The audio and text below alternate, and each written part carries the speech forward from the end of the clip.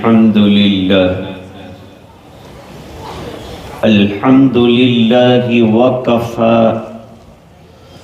وسلام على عباده الذين اصطفى أما بعد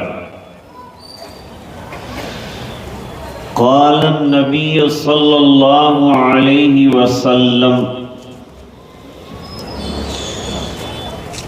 فضل کلام اللہ علی سائر الکلام کفضل اللہ علی خلقہ او کما قال علیہ الصلاة والسلام۔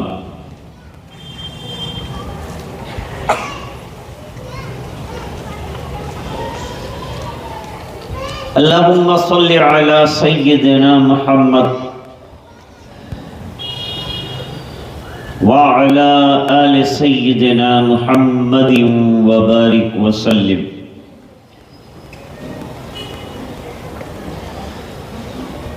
حاضرین مجلس، معززہ موقرہ دینی ماں بہنیں،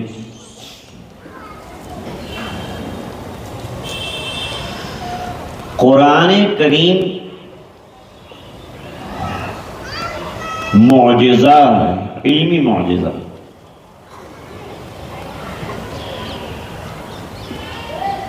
اور خالی معجزہ نہیں ہے، معجزہ نما بھی۔ اس کے معجزات ہر زمانے میں ظاہر ہوتے رہتے ہیں۔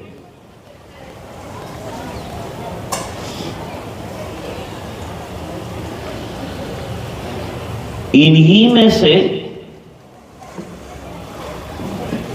ان گناگون معجزات میں سے ایک شعبہ اعجاز کا قرآن کریم کی تحفیظ ہے۔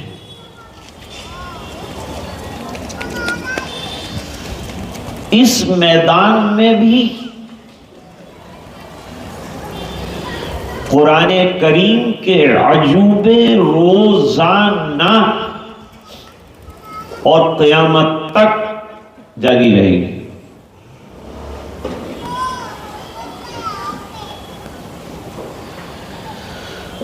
چھوٹی عمر میں یاد کرنے والے قرآن کریم کے ان کی ایک لمبی فہرست ہے، جس میں یہ بچی بھی شامل ہوگی۔ دونوں بچیاں بھی شامل ہوئی۔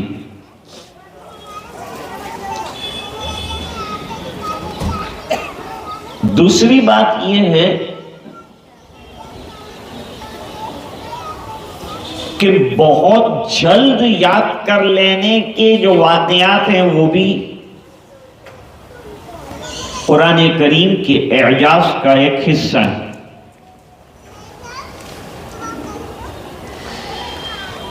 ایک محدث جلیل ہیں جن کو لاکھوں حدیثیں یاد تھی، ان کو خیال آیا کہ حدیثیں یاد ہے، قرآن کریم نہیں یاد کیا ابھی تک۔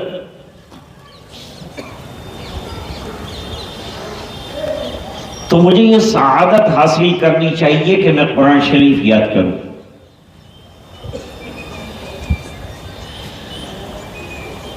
لکھا ہے کہ 3 دنوں کے اندر پورے قرآن کریم کو حفظ کیا۔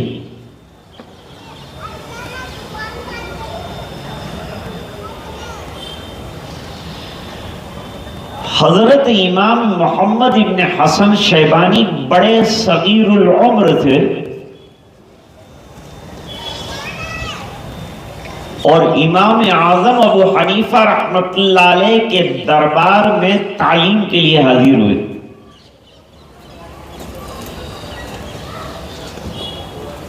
امام صاحب کی نظر پڑی، کیسے آنا ہوا؟ جواب دیا کہ علم حاصل کرنے آیا ہوں۔ پہلے علم حاصل کرنے کا بڑا شوق ذوق تھا۔ یحییٰ ابن یحییٰ مصمودی الاندلسی امام مالک رحمۃ اللہ علیہ کے شاگرد ہیں۔ دو مرتبہ اپنی زندگی میں حضرت امام مالک رحمت اللہ علیہ سے موطا پڑھنے کے لیے آئے ہیں۔ محمد ابن یوسف ابن مطر الفربری، یہ حضرت امام بخاری رحمت اللہ علیہ کے شاگرد رہے اور بخاری کے انتقال کے بعد 60 سال انہوں نے بخاری پڑھائی۔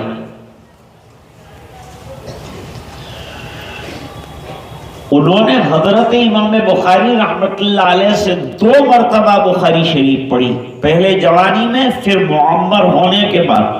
اس کے بعد امام بخاری رحمت اللہ علیہ کا انتقال ہوا، انہوں نے پڑھانا شروع کیا۔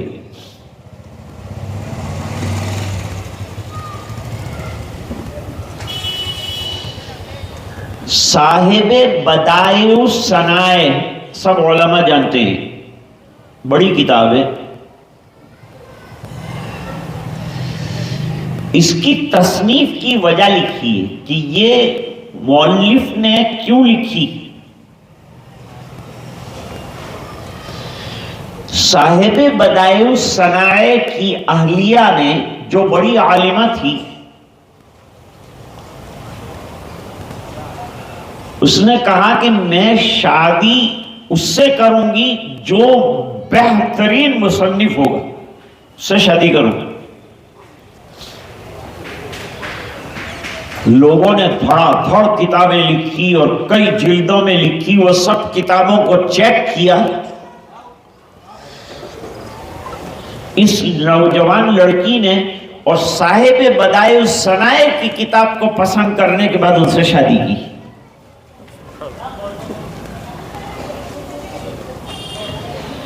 حضرت عائشہ رضی اللہ تعالی عنہ 18 سال کی عمر تھی اور حضور دنیا سے تشریف لے گئے۔ 9 سال حضور کی خدمت میں رہی۔ 9 سال کی عمر تھی اور حضور کے گھر آئی، اور 18 سال کی جب عمر ہوئی تو دنیا سے حضور تشریف لے گئے۔ 9 سال کا علمی کورس پورا کر لیا۔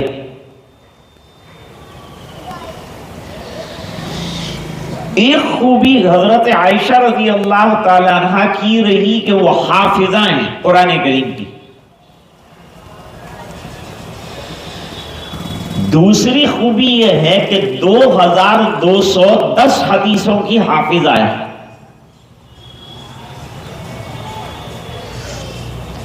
حضرت ابو ہریرہ رضی اللہ تعالیٰ عنہ 5374 حدیثوں کے راوی اور حافظ ہیں۔ تو عرض کرنے کا منشا یہ کہ یہ بڑا عجوبہ رہا کہ مردوں نے تو یاد کیا، خواتین بھی اس میں پیچھے نہیں رہی۔ حضرت ابو الدرداء رضی اللہ تعالیٰ عنہ کی 2 بیویاں تھیں۔ وہاں 2 بیویوں کا رواج عام تھا، 3 بیویوں کا رواج بھی عام تھا، کوئی برا بھی نہیں سمجھتا تھا۔ دوسرا یہ کہ نکاح بیوگان، عورت بیوہ ہو گئی، نوجوان ہے، عدت پوری ہوتی، اس کی شادی ہو جاتی۔ اس کو اب جو ہے ہم جمعیت میں یہ چلائیں گے انشاءاللہ کہ جو خواتین نوجوان ہیں اور بیوہ ہیں، ہم انشاءاللہ ان کی شادیاں کرائیں گے، جمعیت کرائیں گے انشاءاللہ۔ جمعیت کے کاموں میں بڑے بڑے کام ہیں، انہی کاموں میں سے ایک کام ضرورت مندوں کے نکاح کروانا ہے، ان میں یہ بھی آتا ہے ایک کام۔ اور ہر خیر کا اور بھلائی کا کام کرنا جمعیت کے اہداف کے اندر داخل ہے، اور وہ الحمدللہ حضرت مولانا ارشد صاحب ہمیشہ کرتے ہی رہتے ہیں، ان کی چیزیں ہمارے سامنے آتی ہی رہتی ہیں۔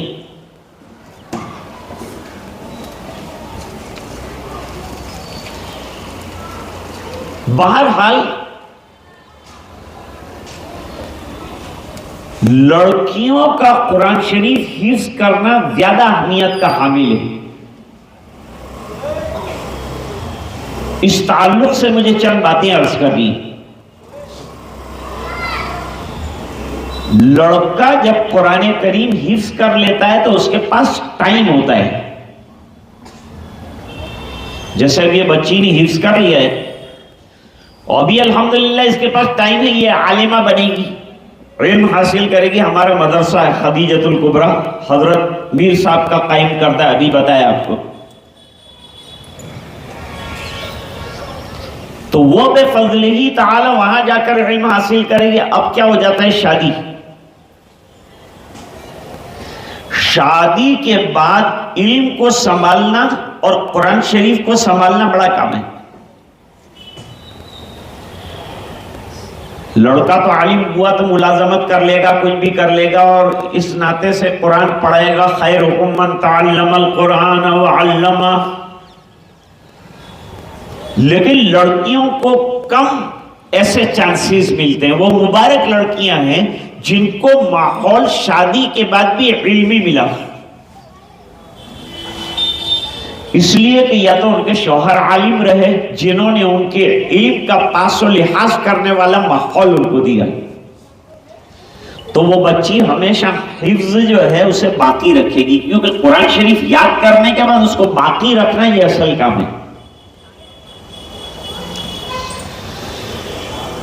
حضرت مفتی سید عبدالرحیم صاحب لاجپوری رحمت اللہ علیہ بچیوں کو حافظہ کرانے کے قائل کم تھے. حضرت میر صاحب رحمت اللہ علیہ کو میں نے میرے والد صاحب کے گھر بھی دیکھا اور حضرت مفتی صاحب رحمت اللہ علیہ کے گھر بھی دیکھا, اور وہ دونوں حضرات کو حضرت میر صاحب کے عقد میں شامل ہوتے ہوئے بھی دیکھا, اور ایک عقد میں شامل بھی رہا, چھوٹا سا تھا.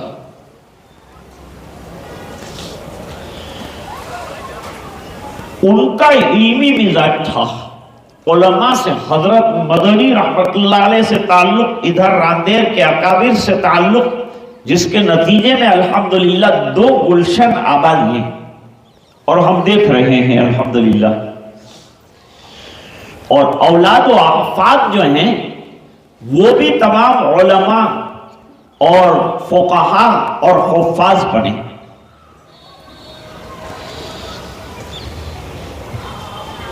یہ جلسہ کیوں منعقد کرنا پڑا؟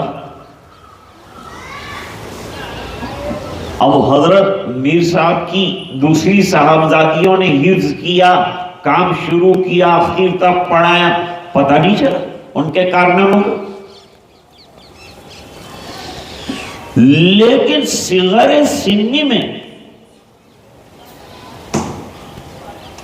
حدیث کا ذخیرہ سینے میں جمع کر لینا یہ بھی ایک کام ہے. وہ بچی تو مانتی نہیں تھی کہ نہیں میں 40 سنا کے چھوڑ. کتنا شوق ہے, اور یہ شوق ماں باپ کی محنت کا اثر ہے. یہ جلسہ منعقد کر کے ماں باپ کی تشویق مراد ہے کہ جو ماں باپ سن رہے ہوں, دیکھ رہے ہوں, وہ چاہیں تو اپنی اولاد کو جس کروٹ پر بٹھانا چاہیں اور جس سانچے میں ڈھالنا چاہیں ڈھال سکتے ہیں. ان کے حضرت والد صاحب مفتی فیصل صاحب کتنی مرتبہ میرے پاس یہ پروگرام کے سلسلے میں تشریف لائے, اور کتنا ذوق شوق ان کا ہے اس کا اندازہ, یہاں تک کہ آج فجر میں بھی ایک بار آئے. حالانکہ عام وطن میرے پاس پروگرام لکھوا کے جانے والے پروگرام کے دن رونما ہوتے ہیں اور کبھی کبھی پروگرام میں غائب بھی ہوتے ہیں.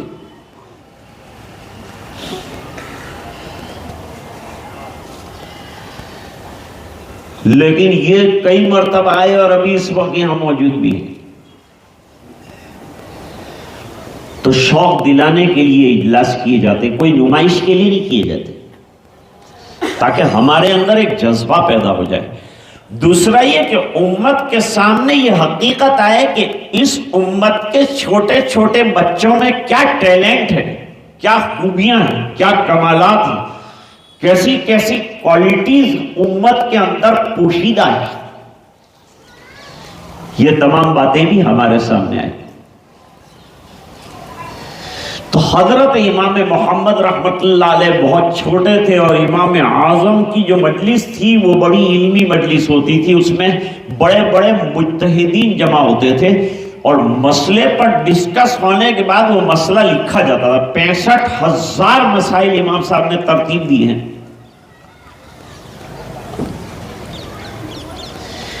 بعض لوگ امام صاحب پر اعتراض کرتے ہیں کہ ان کو 17 حدیثیں یاد تھی۔ میں نے کہا بڑا کمال رہا کہ 17 حدیثوں سے 65,000 مسائل نکل دیے، یہ تو بہت بڑا کمال ہوا۔ ہم کو تو ایک حدیث یاد نہیں اور ایک حدیث یاد ہے۔ ایک صاحب تھے، وہ ہمیشہ اعتراض کرتے تھے کہ یہ حدیث کمزور ہے۔ میں نے کہا بھائی تو بھی تو کمزور ہے، تو بھی بہت کمزور ہے، حدیث کو کائے کو کمزور کر رہا ہے؟ تو کون سا بڑا پہلوان ہے بھائی؟ ہر روایت کو ضعیف قرار دیتا ہے۔ وہ بعض لوگ فضائل اعمال پہ اعتراض کرتے ہیں کہ اس میں ضعیف حدیث ہیں۔ جو صاحب اعتراض کر رہے تھے، میں نے ان سے پوچھا کہ ایسی کوئی کتاب تو نے لکھی؟ کہ میں نے تو نہیں لکھی۔ کہ تو لکھ سکتا ہے؟ کہ لکھ بھی نہیں سکتا ہوں۔ میں نے کہا تیری باتوں سے کتوں کی زندگی بدلی اور فضائل اعمال سے لاکھوں کی زندگی بدلی۔ نہیں نماز پڑھنے والا نماز پڑھنے والا بن گیا، دیندار نہیں تھا دیندار بن گیا، اللہ نے اس کی زندگی میں تبدیل، اور کتنی ماں بہنیں دین پر آ گئی۔ محنت تو اصل علماء ہی کی تھی نا۔ حضرت شیخ نے ایک ایک حدیث معلوم نہیں کہاں کہاں سے استنباط کر کے، اور حدیثوں کا ذخیرہ کھنگال کھنگال کے حدیثیں جا کر کے جمع کیے۔ منہ سے یہ کہہ دینا کہ ضعیف ہے تو آسان ہے۔ حضرت شیخ مولانا محمد یونس جونپوری رحمت اللہ علیہ محدث جلیل ہیں، عرصہ دراز تک بخاری شریف پڑھائی۔ رمضان میں فضائل اعمال لے کر بیٹھتے تھے اور حدیث جو ہے وہ پڑھتے تھے، اور پھر کہتے تھے طلبہ سے کہ ذرا وہ حدیث کی کتاب لاؤ، یہ حدیث حضرت نے کہاں سے لکھی ہے، یہ لاؤ یہ لاؤ۔ 20 کتابیں تعلیم کے دوران جمع ہو جاتی تھی۔ حضرت حدیث ڈھونڈتے رہتے تھے، پھر بند کر دیتے کہ شیخ کا معلوم نہیں علم سمندر ہے، ڈھونڈتا ہوں تو حدیث نہیں ملتی۔ تو بھائی اللہ تعالیٰ نے ہمارے مشائخ کو بڑے علوم عطا فرمائے۔ حضرت مولانا محمد یوسف صاحب حضرت جی رحمت اللہ علیہ کو پوچھا گیا کہ حضرت دن بھر تو بڑے بڑے 4-5 اجتماع کو خطاب کرتے ہیں، تو آپ جو ہے قرآن شریف کی تلاوت کب کرتے ہیں، کتنی کرتے ہیں؟ تو فرمایا روزانہ جب وقت ملتا ہے تلاوت قرآن کرتا ہوں، روزانہ 16 پارے پڑھتا ہوں۔ تو اب جو ہے مولانا فیصل صاحب سے میری درخواست ہے کہ ان سے دور کروائیے گا، تاکہ یہ محفوظ خزانہ روانہ نہ ہو، نکل نہ جائے۔ بہت مشکل سے یہ ملتا ہے نا۔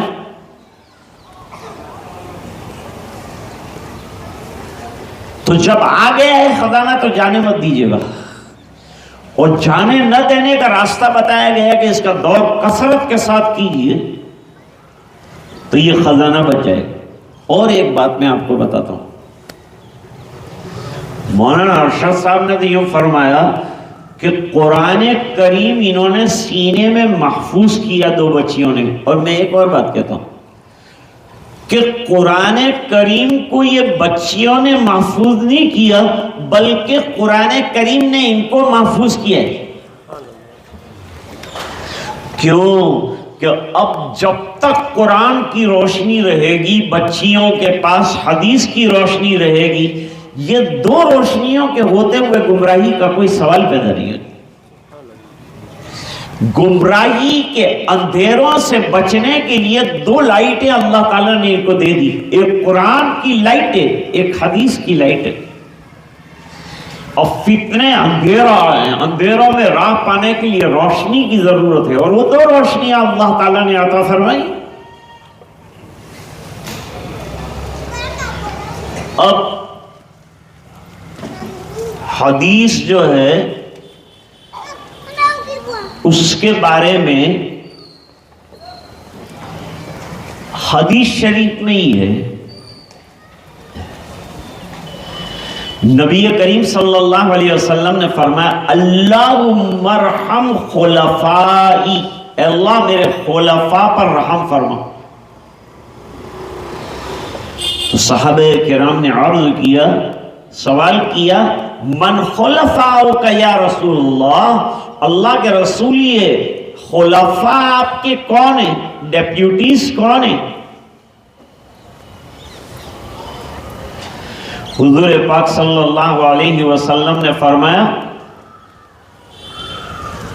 وہ لوگ ہیں الذین یروون روایاتی، جو میری روایات اور میری حدیث کو لوگوں کے سامنے پیش کرتے۔ تو حدیث پڑھنے کا اور حدیث یاد کرنے کا، محفوظات کا ایک بہت بڑا نظام ہے، بہت بڑا سلسلہ۔ یہ تو بچیوں نے ایک جگہ بیٹھ کے یاد کر لیا۔ ابن ماجہ محدث ہیں، کتنی جگہ گئے؟ دمشق، کوفہ، بصرہ، مصر، بغداد، مرو، رے، خراسان، کتنے علاقوں کے اندر گئے اور حرمین شریفین کا سفر کیا۔ امام بخاری رحمت اللہ علیہ روس کے رہنے والے ہیں، روس سے نکل کر پورے علاقے میں گشت کیا ہے اور فرماتے ہیں کم دخلت فی بغداد و کم خرجت منہ لا عالم، اتنی مرتبہ حدیث حاصل کرنے کے لیے میں بغداد گیا اور بغداد میں سے نکلا ہوں۔ بات رہ جائے گی، اس کو مکمل کروں۔ امام اعظم ابو حنیفہ رحمت اللہ علیہ نے فرمایا کہ بھائی اگر تم کو علم حاصل کرنا ہے تو ایک کنڈیشن، ایک شرط ہے، ہر شرط یہ ہے کہ تم کو قرآن حفظ ہے۔ حضرت حفظ نہیں ہے تو کہا جاؤ، مجلس میں نہیں بیٹھ سکتے۔ یہاں شرط یہ ہے کہ وہ بیٹھے گا میری مجلس علمی میں جس کو قرآن حفظ ہوگا، اور حفظ بھی رمضانی نہیں، میں پوچھوں کہ فوراً آئے، جیسے حضرت مولانا عمر صاحب رحمۃ اللہ علیہ حافظ کو ساتھ ہی بٹھاتے تھے، آیت کا اگلا حصہ بیان کر، اگلا حصہ بیان کر، آیت کا اگلا حصہ بیان کر۔ تو قرآن مستحضر ہونا چاہیے، اور مستحضر ہونے کا طریقہ یہ ہے کہ دور کثرت سے کیا جائے۔ اور ایک جملہ میرے والد صاحب کا اس موقع پر کہتا جاؤں کہ قرآن سے سرسری تعلق کے بجائے قرآن کریم سے عشق پیدا کرو، قرآن کریم سے محبت پیدا کرو، اس کا ایک ایک حرف ہمارے دل میں بس جانا چاہیے۔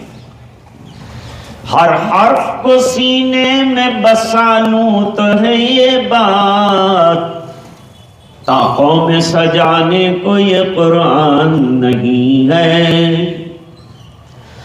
تو بھئی قرآن کریم تو سینوں میں بسانے کی اور قرآن کریم تو دل میں بسانے کی کتاب ہے۔ عشق اور محبت اس کے ایک ایک حرف سے ہونا چاہیے، اس پر واقعات ہیں، وقت نہیں۔ دوسرے ہفتے حضرت امام اعظم ابو حنیفہ رحمۃ اللہ علیہ کی مجلس میں حضرت امام محمد ابن حسن شیبانی رحمۃ اللہ علیہ آئے۔ حضرت نے فرمایا پھر آگے، گزشتہ تو تم کو منع کیا تھا، فرمایا حفظ کر کے آیا ہوں، صرف ایک ہفتے کے اندر پورا قرآن کریم حفظ کیا اور امام زمانہ بنے۔ کئی بڑی بڑی کتابیں جو ہے امام محمد ابن حسن نے لکھی، جامع صغیر، جامع کبیر، سیر صغیر، سیر کبیر، مبسوط، زیادات، یہ سب امام محمد رحمت اللہ علیہ کی کتابیں ہیں۔ اور یہودی نے دیکھی اتنی کتابیں لین سے لگی ہوئی تو پوچھا کہ یہ کتابیں لکھی کس نے؟ کہ یہ محمد ابن حسن نے لکھی ہے۔ تو اس یہودی نے ایمان قبول کرتے ہوئے کہا کہ محمد صغیر کا عالم یہ ہے تو محمد کبیر کا عالم کیا ہوگا، اس بنا پر میں ایمان قبول کرتا۔ تو عرض کر رہا تھا کہ آج بہت خوشی کی بات رہی، میر خاندان کے لیے بھی، ان کی جو خواتین ہیں اور جو حضرت میر صاحب کی صاحبزادیاں ہیں اور رشتہ داران ہیں اور حضرت مولانا ارشد صاحب ہیں، اور دوسرے تمام کی رشتہ داران چاہے وہ یہاں موجود ہو نہ ہو، لیکن ان تمام کو میں مبارکباد پیش کرتا ہوں کہ اللہ تعالیٰ اس خاندان کو جو علم خالی محفوظ ہی نہیں کرتا بلکہ علم کو پھیلانے اور نشر و اشاعت میں لگائے، اللہ تعالیٰ آباد رکھے۔ وآخر دعوانا الحمدللہ رب العالمین۔ اللہم لک الحمد کلہ ولک الملک کلہ ولک الشکر کلہ وإلیک یرجع الامر کلہ علانیتہ وسرہ۔ اللہم نور قلوبنا بنور القرآن وزین اخلاقنا بنور القرآن وادخلنا الجنة بالقرآن ونجنا من النار بالقرآن۔ اللہم اجعل القرآن ربیع قلوبنا ونور صدورنا وذهاب همومنا وغمومنا۔ اللہم اعنا على تلاوة القرآن وذکرک وشکرک وحسن عبادتک۔ اللہم وفقنا لما تحب وترضى وجعل آخرتنا خیرا من الاولی۔ اے اللہ ہمارے گناہوں کو معاف فرما، کوتاہیوں سے درگزر فرما، اپنا فضل اور کرم شامل حال فرما۔ اے اللہ ختم قرآن کریم کے موقع پر دعاؤں کا قبول ہونا سنا ہے۔ اللہ تیرے دربار میں ہاتھ پھیلا کر ہم نے بھی ہماری مرادیں مانگی ہیں کہ ہماری اولاد و احفاد بھی اللہ اسی طرح حافظ ہو جائے، عالم بن جائے، دین کا کام کرے۔ دنیا سے تو نے نہیں روکا، لیکن دین کا کام کرنا یہ اصل ہے۔ مقصد زندگی پر اللہ ہمیں گامزن فرما دیجئے، اور اے اللہ ان بچیوں کو اپنی بارگاہ میں قبول فرما لیجئے، ان کی احباب اور ان کے ماں باپ کے لیے خوشیوں کا یہ منظر بنا دیجئے، اور دنیا آخرت کی بھلائیاں اور خوشیاں اور نجات کے ذریعے بنائیے۔ اے اللہ حاضری کو قبول فرما، دعائیں اپنے فضل و کرم سے منظور فرما، برحمتک یا ارحم الراحمین۔